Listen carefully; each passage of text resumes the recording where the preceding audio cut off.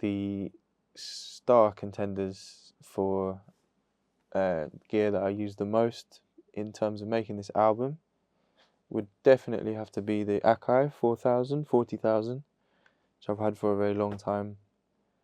It's quite a janky tape machine in that, like, sometimes it goes wrong, sometimes one side will drop out or whatever, but the sound that I get from it when it's working correctly is, I really love. It changes the sound a lot, which is what I'm looking for if I'm running something through tape.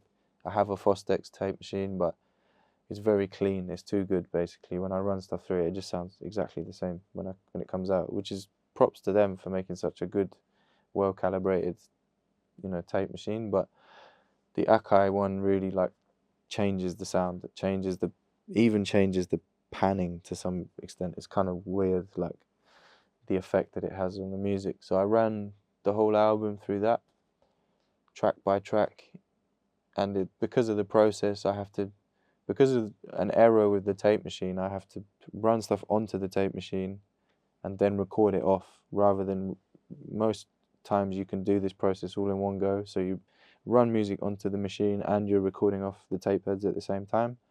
But there's a problem with this machine where it has like a ghost recording in the background, so it means you can't do that, basically. So doubles the time. It means you run it onto the tape machine, then rewind. So I run on once, and then I have to take it back to where I've started it, and then play it back. Play the recording back, basically. But record it back into here. So it's a kind of loop-de-loop that's going on. But I love it when it does its job. It does it really well. Another piece of gear that is basically on every single song on the album is the Bi-Phase, this guy. I first heard about this because I like dub music, and people were like, oh, if you like dub, Lee Scratch Perry's always using a Mutron Bi-Phase on his.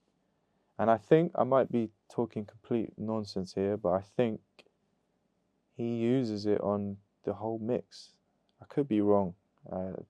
Please feel free to tell me if I'm wrong about this, because I'd love to know. But I think I've heard tracks and there's a very, like, unique sound. His recordings from a certain era and from a certain studio. So when he had Black Ark Studios, which is where a lot of Bob Marley stuff was recorded, a lot of Junior Mervyn stuff, a load of incredible music was recorded. That studio, ran by Lee Scratch Perry, has a very particular sound to the recordings that come out. And it's so particular, it's so unique. It's not just like, oh, they got a great bass sound. It's like the whole atmosphere of the tunes. You can tell as soon as you put it on, this is Lee Scratch Perry. This is Black Ark Studios for sure, without a shadow of a doubt. And I think a lot of that is down to the Bi-Phase, where it just has this two phases built into one unit. So it has this kind of, rather than just phasing in mono like that, it's got this kind of stereo, slightly different imaging going on each side. You can change the phaser speeds and the phaser depth and stuff. So I don't use it on whole mixes. I'm not as brave as Lee Scratch Perry. I just use it I love it on synths. I love it on drum overheads. I put out a song recently called Sorrow with Liam Bailey, and I used the Bi-Phase on the whole drum overheads, basically. And so most of the drum mix is kind of going through that, like, swirling phase sound, and I really like that. And same on the album. I think every song, I could go through track by track, but I think every song I would have run at least the synths, if not like the synths and the reverb chains or something like that, through the Bi-Phase, get them a bit stereo and widened out, So yeah, props to Mutron, Musitronics, wicked company. When I recorded All the Quiet, I recorded it in a studio called Livingston Studios, a lot of it in a studio called Livingston Studios, and they had an amazing Hammond organ there, which I'd never really recorded with before. And the texture of the sound is nothing. I've got a Nord keyboard that recreates a Hammond sound, but it's nothing like it. Like the real organ with a rotary amp spinning and being mic'd up in stereo or even mono sounds like nothing else. I've not heard an emulation that sounds like that, in my opinion anyway. I haven't heard it.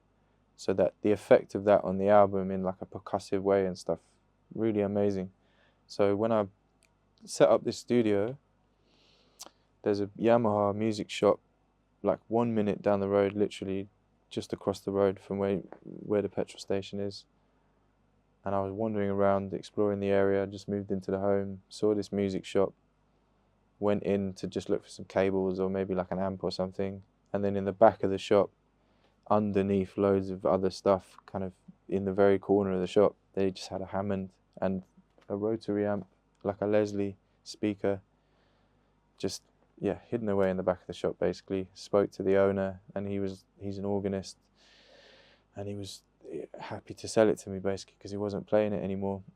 And I just about had space, I think, in the studio. So it just, yeah, divine intervention or something like that, because I'm telling you, it was so close to my house. It was ridiculous, you know. He literally drove it for about 30 seconds here, and now it's going on everything. And yeah, it's just a real pleasure and a beauty to have a rotary amp. I